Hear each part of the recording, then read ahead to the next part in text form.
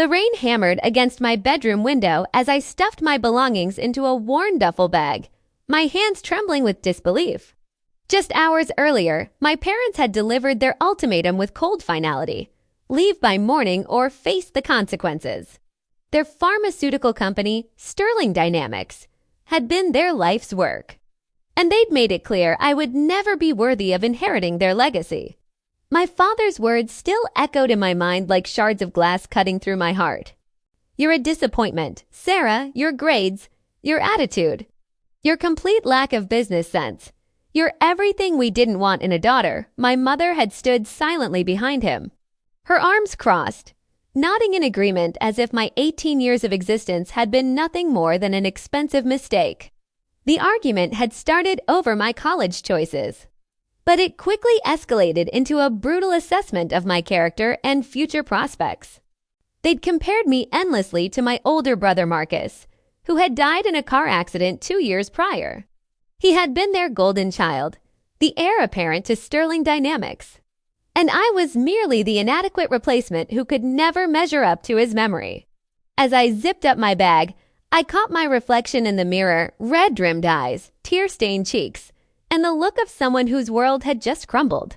The house that had been my home for 18 years suddenly felt foreign and hostile. Every family photo on the walls seemed to mock me, reminding me of happier times that now felt like elaborate lies. Walking toward the front door, I turned back one last time, hoping to see some flicker of regret or love in their eyes. Instead, I found only cold determination and the firm belief that they were making the right decision for their family's future. The homeless shelter smelled of disinfectant and desperation, a sharp contrast to the lavender-scented halls of my former home. I clutched my duffel bag tighter as I navigated through rows of cots, each occupied by someone with their own story of loss and abandonment. The intake worker, a kind woman named Mrs. Rodriguez, had explained the rules with gentle patience, but her words felt muffled through the fog of my shock. My stomach growled loudly, reminding me that I'd been too upset to eat dinner before my hasty departure. The shelter's cafeteria had closed hours ago, leaving me with nothing but the stale granola bar I'd found in my backpack. As I lay on the thin mattress, staring at the water-stained ceiling, I wondered if my parents were sleeping peacefully in their king-size bed, relieved to have finally rid themselves of their burden. The woman in the cot next to mine introduced herself as Diana, a former nurse who'd lost everything after a medical bankruptcy. She shared her dinner roll with me and listened as I whispered my story into the darkness. Her weathered hands patted my shoulder as tears streamed down my face. And she told me something I'd never forget. Sometimes the worst thing that happens to you becomes the best thing that ever happened to you.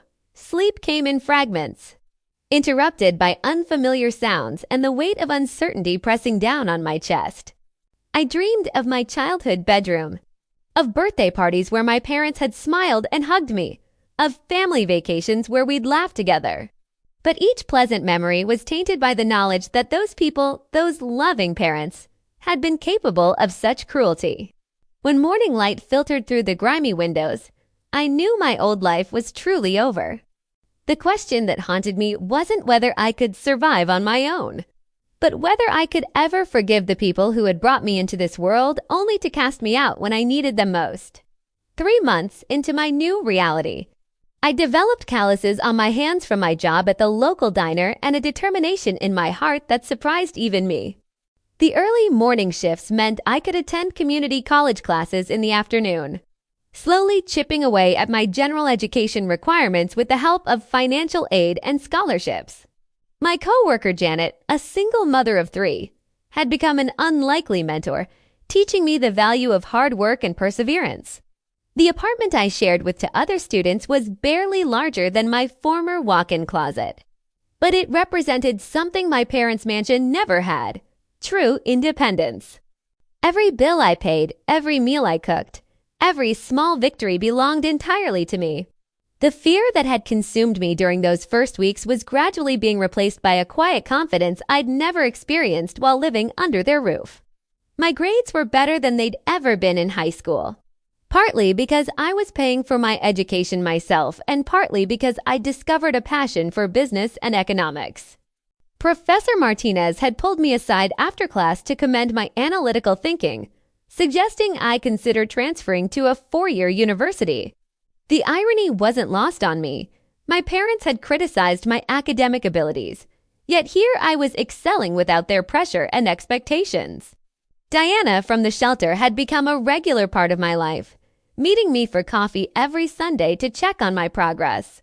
She'd found stable housing and part-time work, proving that rock bottom could indeed be a foundation for rebuilding.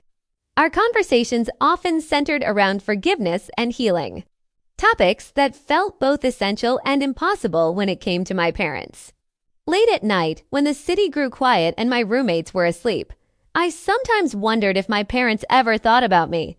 Did they regret their decision? Did they worry about my safety?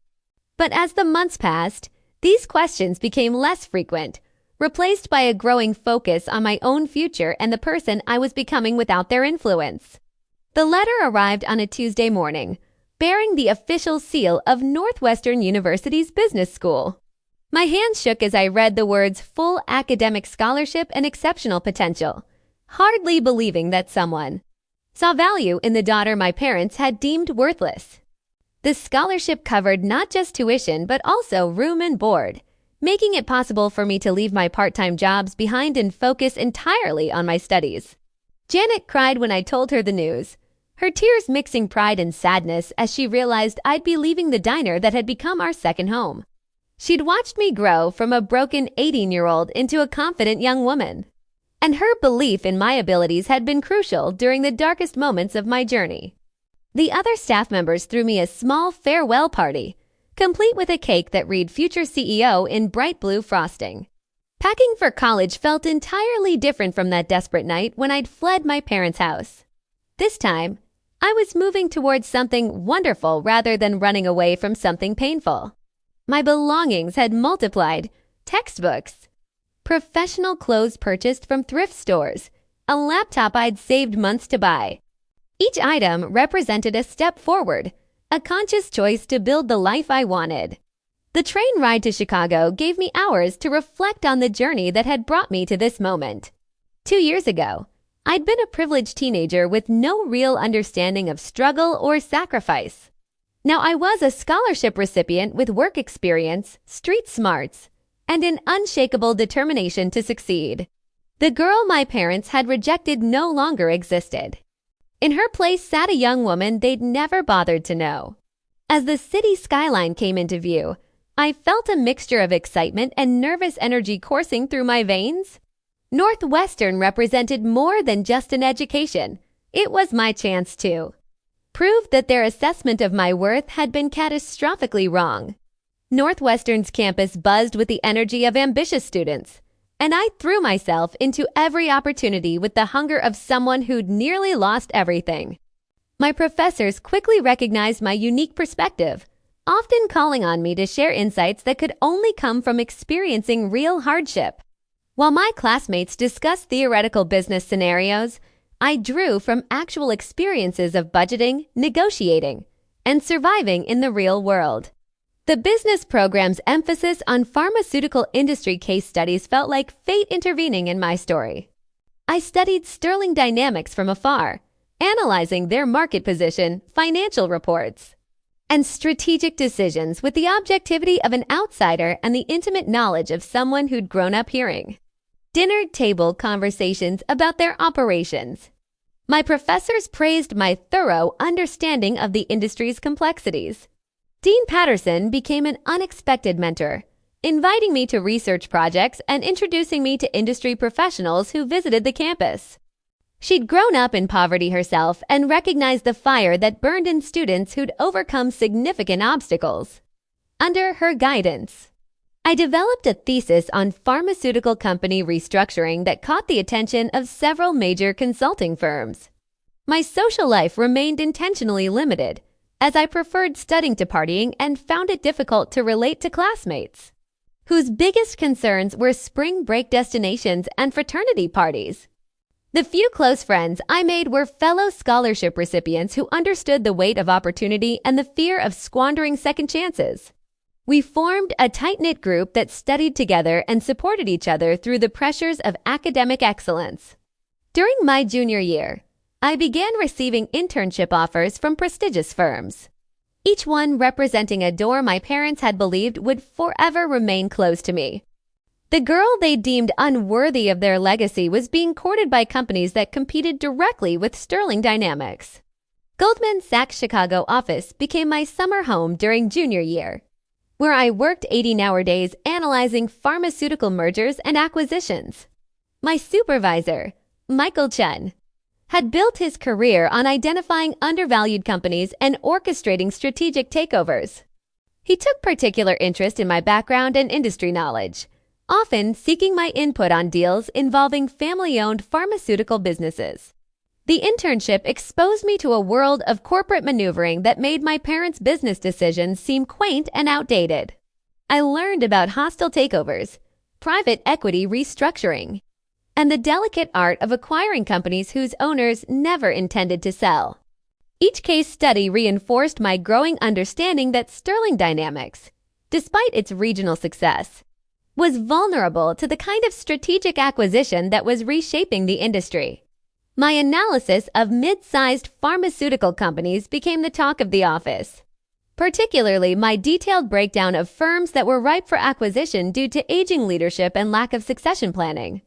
Michael often joked that I had an uncanny ability to identify family businesses on the verge of transition, never knowing how personal my interest in this area truly was.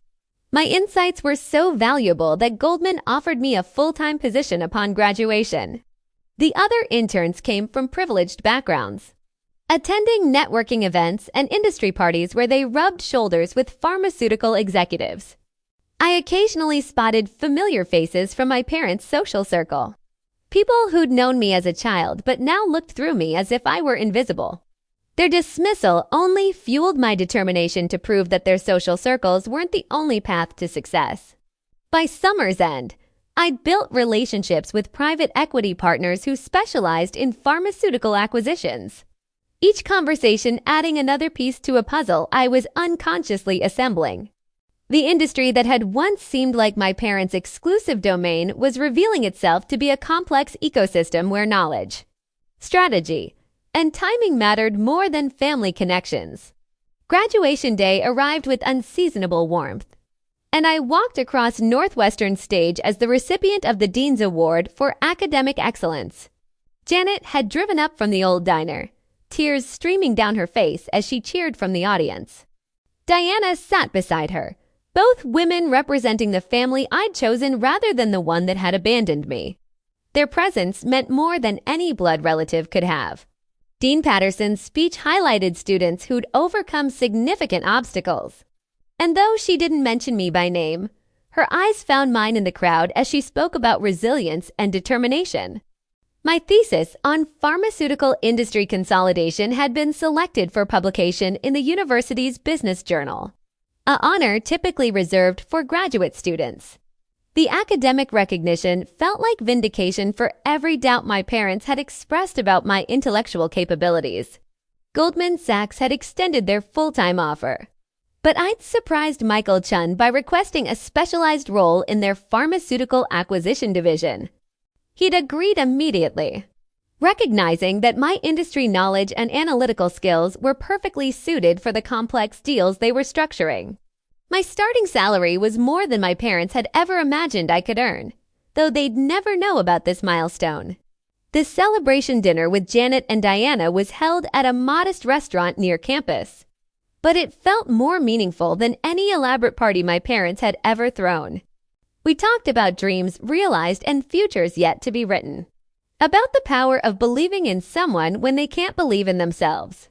Janet presented me with a framed photo from my farewell party at the diner, inscribed with "From dishwasher to dealmaker, we always knew you had it in you," as I packed my diploma and awards. I realized that the scared 18-year-old who'd fled her parents' house had been transformed into someone they'd never recognize. The question was no longer whether I could succeed without them, but whether they could survive what was coming next. Goldman's pharmaceutical division operated like a sophisticated war room. with analysts tracking every major company's vulnerabilities and opportunities. My cubicle was strategically positioned near the conference room where senior partners discussed potential acquisitions. And I absorbed every conversation while appearing to focus on my spreadsheets. Within 6 months, my deal analyses were being presented directly to clients, an unprecedented achievement for a first-year analyst. The Sterling Dynamics file landed on my desk on a gray February morning, and I stared at the familiar logo with a mixture of professional interest and personal satisfaction. Michael had assigned me to conduct a preliminary assessment of their acquisition potential, unaware of my connection to the company. My hands remained steady as I opened the financial documents, though my heart raced with the implications of what I might discover. The numbers told a story of declining market share and aging infrastructure, exactly what I'd expected from observing my parents' conservative management style. Sterling Dynamics had failed to invest in research and development, instead relying on legacy products that were losing patent protection. Their balance sheet showed the classic signs of a family business that had grown complacent, making them an ideal target for private equity restructuring. My analysis revealed that Sterling Dynamics was worth significantly more in parts than as a whole, with their manufacturing facilities and distribution network being particularly valuable to larger pharmaceutical companies. The report I submitted was thorough and dispassionate, treating my parents' life work as nothing more than another business opportunity. Michael praised my objectivity and attention to detail, recommending me for promotion to associate level. The irony wasn't lost on me as I scheduled meetings with potential buyers, each conversation bringing Sterling Dynamics closer to the kind of corporate acquisition my parents had always feared. The daughter they deemed unfit to inherit their legacy was now orchestrating its potential dismantling, armed with insider knowledge and professional expertise they'd never imagined I could possess. Blackstone's pharmaceutical division had been circling Sterling Dynamics for months, and my detailed analysis provided the roadmap they needed to structure a compelling offer. Sarah Williams, the partner leading their healthcare investments, had built her reputation on transforming underperforming pharmaceutical companies through strategic restructuring and new leadership. Our preliminary meetings revealed a shared vision for Sterling's untapped potential. The acquisition strategy we developed was elegant in its simplicity. Acquire Sterling Dynamics at a discount due to their current struggles. Then implement aggressive modernization while maintaining their valuable market relationships. Sarah was particularly interested in my insights about the company's internal culture and decision-making processes, information that would prove crucial during the integration phase. My unique perspective made me an invaluable asset to their team. Blackstone offered me a position as principal, focusing specifically on pharmaceutical acquisitions and post-merger integration. The role came with significant equity participation and the opportunity to lead deals rather than simply analyze them. At 24, I would be one of the youngest principals in their healthcare division, a testament to the expertise I developed through years of focused study and practical experience. The Sterling Dynamics acquisition moved from preliminary discussions to serious negotiations, with my analysis serving as the foundation for Blackstone's due diligence process. I maintained professional distance from the deal, though Sarah occasionally sought my input on specific aspects of the company's operations.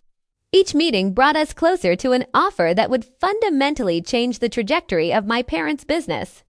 My apartment walls were covered with deal timelines and financial projections, creating a visual representation of the complex transaction that would soon reshape Sterling Dynamics. The scared teenager who'd once begged for their approval had become the architect of their company's transformation, though they remained blissfully unaware of the forces gathering around their life's work. Blackstone's formal offer arrived at Sterling Dynamics on a Monday morning in March, proposing a $2.8 billion acquisition that valued the company at a significant premium to its current market position. The offer letter, which I'd helped craft, emphasized Blackstone's commitment to preserving Sterling's legacy while providing the resources needed for aggressive expansion. My parents would have 45 days to respond, during which time Blackstone would conduct comprehensive due diligence. Industry publications immediately picked up this story, with analysts praising Blackstone's strategic vision and questioning whether Sterling's aging leadership was prepared for the complex negotiations ahead. The pharmaceutical trade magazines that had once featured my parents as industry pioneers now speculated about their ability to navigate a sophisticated private equity transaction. The narrative had shifted from their success story to questions about their relevance. Sarah Williams requested that I lead the due diligence team, recognizing that my pharmaceutical industry expertise and deal experience made me uniquely qualified for the assignment. The irony was exquisite. I would be examining my parents' business records, interviewing their employees, and assessing their strategic capabilities as part of the acquisition process. They would be required to provide me with access to everything they'd once deemed me unworthy to inherit. The Sterling Dynamics Board of Directors called an emergency meeting to discuss Blackstone's proposal, and industry sources suggested they were divided about whether to accept or resist the offer. My father's lifelong aversion to outside investors was well known, but the financial terms were too attractive to dismiss without serious consideration. The company's independent directors were reportedly pressuring him to engage with Blackstone's representatives. If you're following this incredible story of transformation and justice, make sure to subscribe to hear how this corporate drama unfolds. Leave a comment below about what you think will happen when my parents discover who's behind their company's acquisition. The Blackstone team assembled for the Sterling Dynamics due diligence was comprised of the firm's most experienced pharmaceutical specialists, with me serving as the lead analyst responsible for operational assessment and cultural integration planning. Our war room in downtown Chicago was equipped with secure communication systems and multiple screens displaying real-time financial data, creating an environment that felt more like a military command center than a traditional business office. My preparation for the Sterling site visit required careful emotional compartmentalization, as I would be walking through the headquarters where I'd spent countless childhood hours watching my parents build their empire. The building's layout was etched in my memory, the executive conference room where family dinners were often interrupted by business calls, the laboratory where I'd first learned about pharmaceutical development, the corner office where my father had delivered his final judgment about my unworthiness. The due diligence checklist I developed was comprehensive, covering everything from regulatory compliance to employee satisfaction surveys. My team would be examining 5 years of financial records, interviewing key personnel, and assessing the company's competitive position in unprecedented detail. Every aspect of Sterling Dynamics would be scrutinized through the lens of private equity optimization, identifying inefficiencies and opportunities for improvement. Sarah Williams had arranged for me to interview the senior management team, including both of my parents, as part of our assessment of leadership capabilities and succession planning. The meetings were scheduled for the following week, giving me just enough time to prepare for conversations that would test every aspect of my professional composure. My parents would be sitting across from me, answering questions about their life's work, completely unaware of my identity. The legal team had prepared confidentiality agreements and information requests that would grant us unprecedented access to Sterling's internal operations. My parents, who had once refused to share basic business concepts with their own daughter, would soon be required to reveal their most sensitive strategic information to the team I was leading. The Sterling Dynamics headquarters looked smaller than I remembered, though the imposing glass facade still projected the authority and success my parents had worked decades to achieve. My Blackstone team arrived in black SUVs, our professional attire and confident demeanor announcing that we were serious players in a high-stakes transaction. The security guard who had once given me candy during childhood visits now checked our identification with bureaucratic efficiency, having no reason to recognize the woman I'd become. The executive conference room had been prepared for our arrival, with Sterling's financial documents organized in neat stacks and their senior management team assembled. Around the mahogany table my father had custom-made to project strength and permanence. My mother sat to his right, her silver hair styled in the same elegant chignon she'd worn throughout my childhood, while various vice presidents and directors filled the remaining seats with nervous anticipation. My father's opening remarks emphasized Sterling Dynamics' proud history and family values, themes that would have resonated with me 6 years earlier but now sounded like outdated corporate messaging. He spoke about building something meaningful for future generations, apparently oblivious to the irony of addressing the daughter he'd cast aside. His voice carried the same authoritative tone that had once made me feel small and inadequate, but now it simply sounded like another executive protecting his territory. The introductions proceeded around the table, with each Blackstone team member stating their role and areas of focus.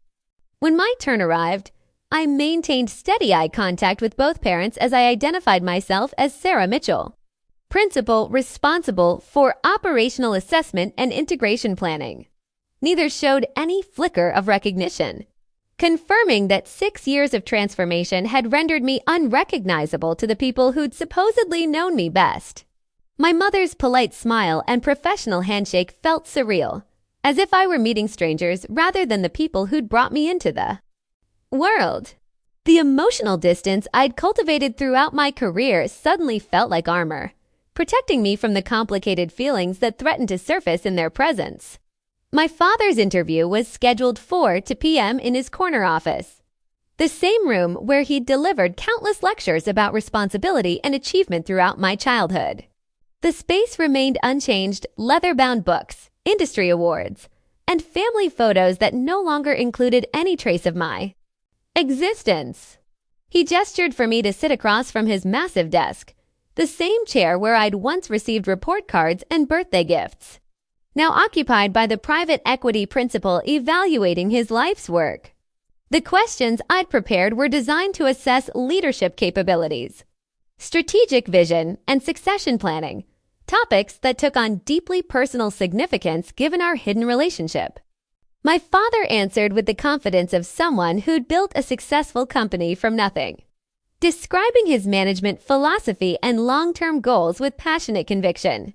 His pride in Sterling Dynamics was evident, though he seemed increasingly uncomfortable with my probing questions about future leadership transitions.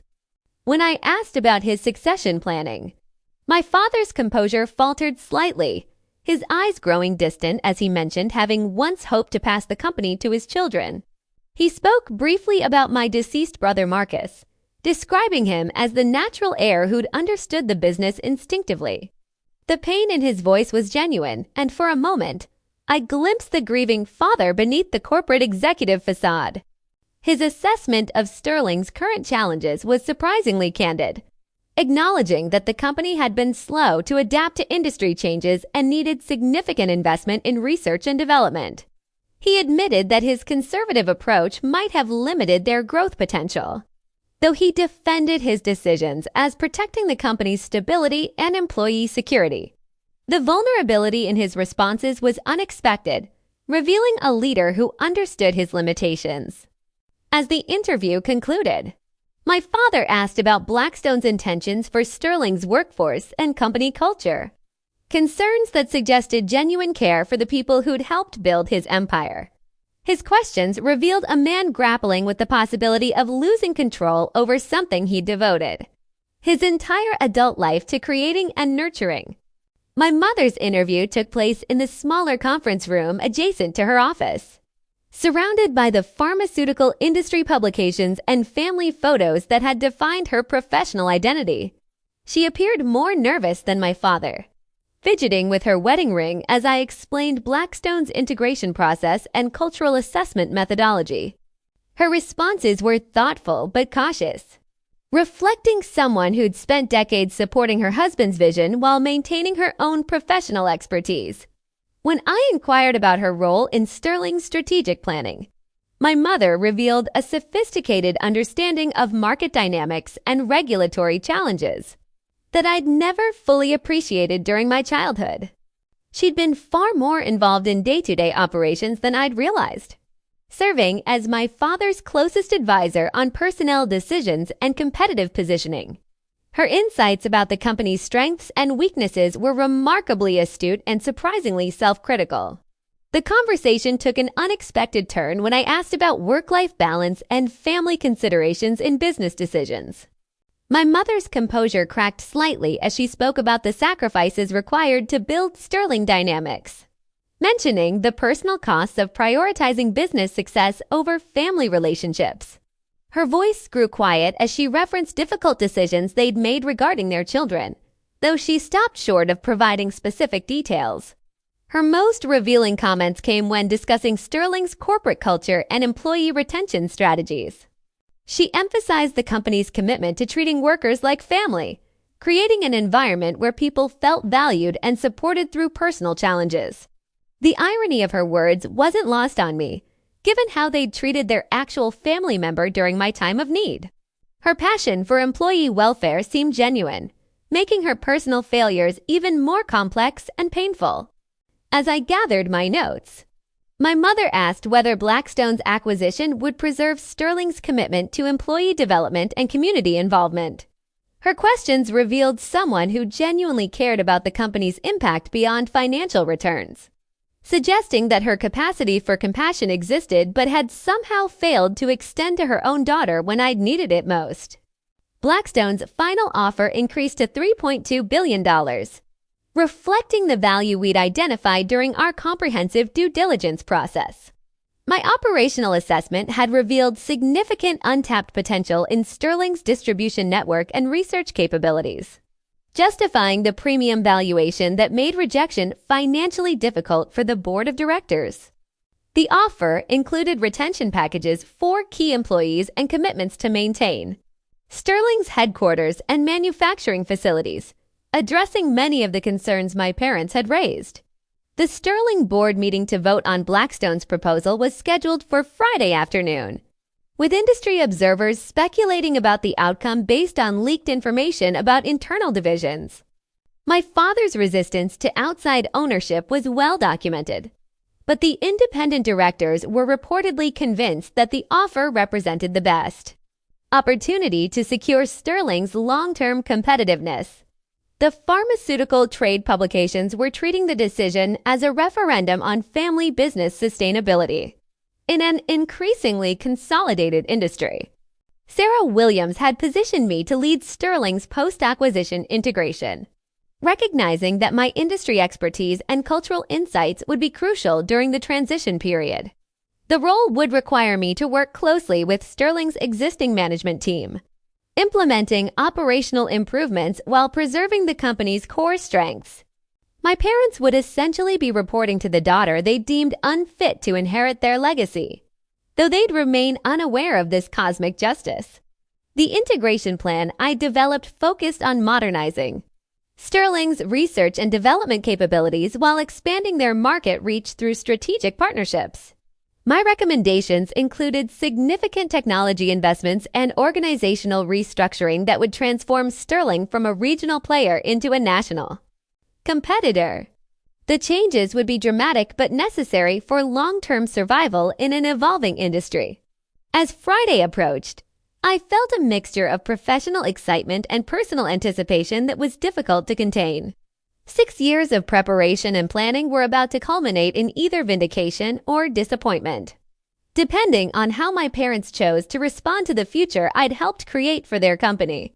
The Sterling Dynamics board voted 7-3 in favor of accepting Blackstone's acquisition offer, with my father and 2 longtime allies casting the dissenting votes. The decision was announced after markets closed on Friday, sending Sterling's stock price up 12% in after-hours trading as investors celebrated the premium, valuation, and strategic partnership. My father's statement to the press emphasized his commitment to ensuring a smooth transition while preserving Sterling's values and employee-focused culture. Industry analysts praised the deal as a perfect match between Sterling's established market position and Blackstone's resources for aggressive expansion. The pharmaceutical trade publications that had questioned my parents' ability to navigate modern industry challenges now celebrated their wisdom in choosing a strategic partner rather than attempting to compete independently. The narrative had shifted from decline to transformation, with my parents receiving credit for making a difficult but necessary decision.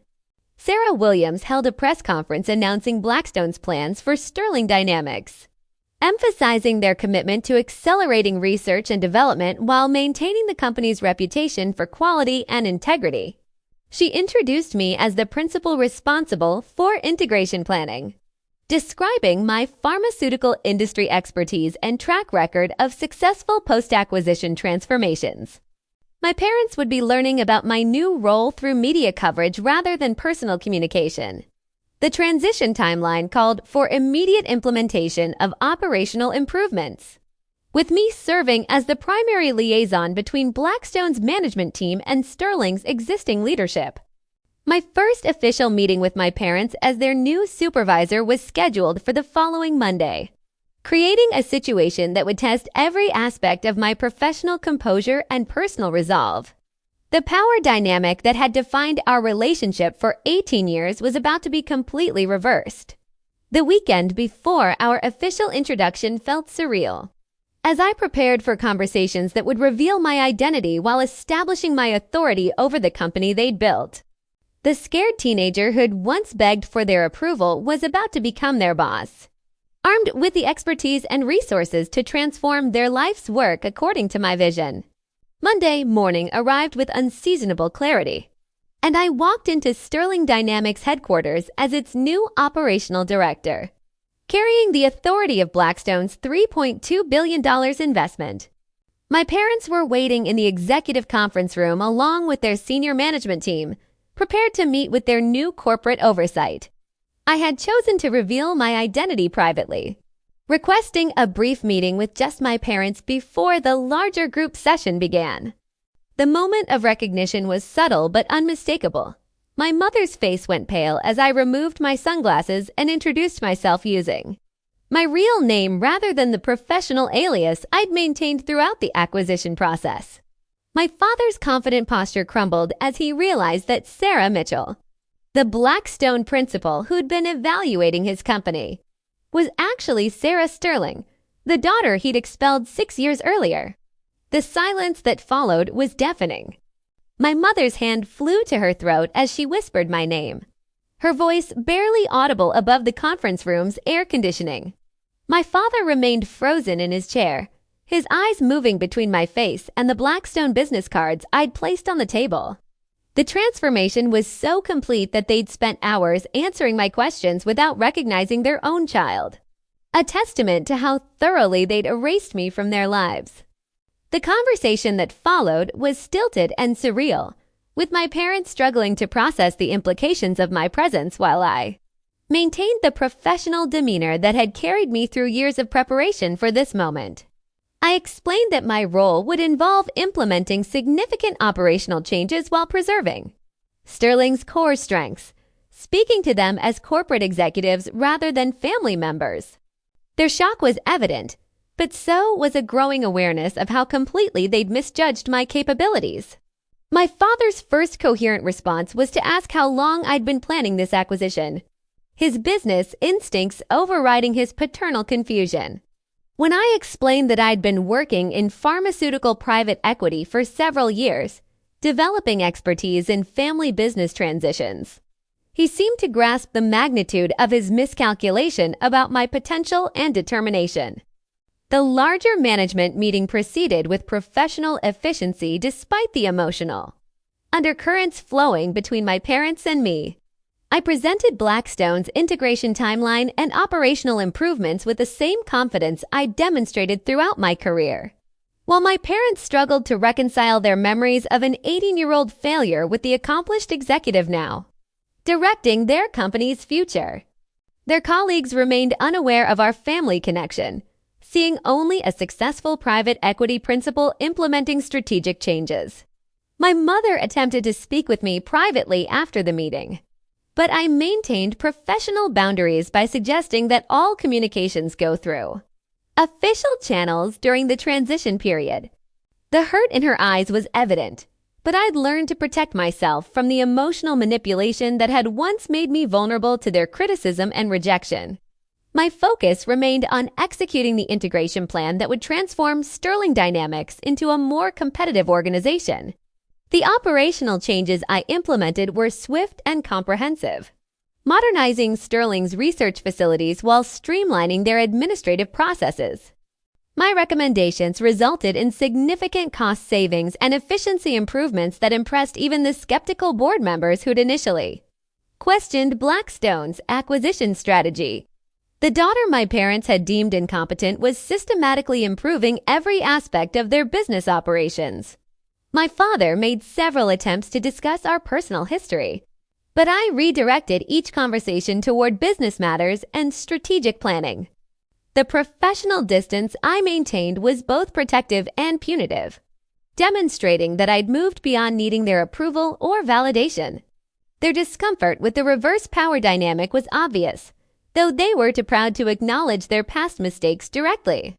The Sterling Dynamics workforce responded positively to the changes I'd implemented, with employee satisfaction surveys showing improved morale and optimism about the company's future direction. The staff members who'd known me as a child expressed amazement at my transformation, though they were careful not to comment on the family dynamics that everyone could sense but nobody dared to address directly. 3 months into the integration process, my father requested a formal meeting to discuss what he termed unresolved personal matters affecting our professional relationship. I agreed to meet in his office after business hours, recognizing that our family history needed to be addressed before it undermined Sterling's transformation. The conversation I'd been avoiding since revealing my identity could no longer be postponed without compromising the acquisition success. He began with an apology that felt both genuine and inadequate, acknowledging that their decision to expel me had been based on fear and disappointment rather than rational assessment of my potential. My father explained that losing Marcus had devastated their hopes for family succession, making my different interests and academic struggles feel like a second tragic loss. His words revealed the grief and pressure that had influenced their cruel decision, though they didn't excuse the pain they'd caused. My mother joined us halfway through the conversation, tears streaming down her face as she begged for forgiveness the foundation we established in our parents.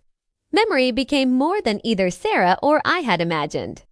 Within 5 years, it had helped over 300 families reunite, provided counseling to thousands more, and created a network of support that stretched across the country.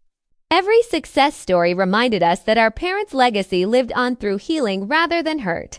Sarah often spoke at our annual fundraising events, sharing how forgiveness had transformed not just our family, but countless others.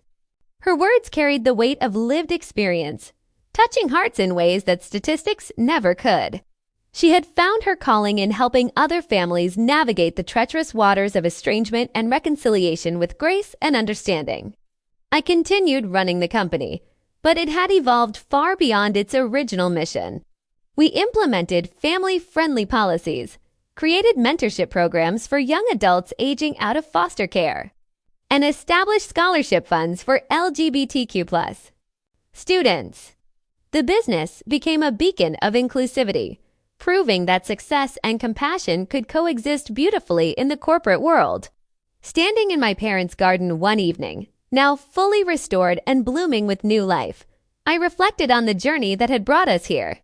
The pain of rejection had transformed into purpose. The years of separation had taught us the value of connection, and the near loss of our parents had shown us the preciousness of time and forgiveness. Love, I realized, wasn't just about acceptance, it was about growth, forgiveness, and the courage to keep your heart open even when it had been broken. Our story wasn't unique, but our ending was a choice we made every single day.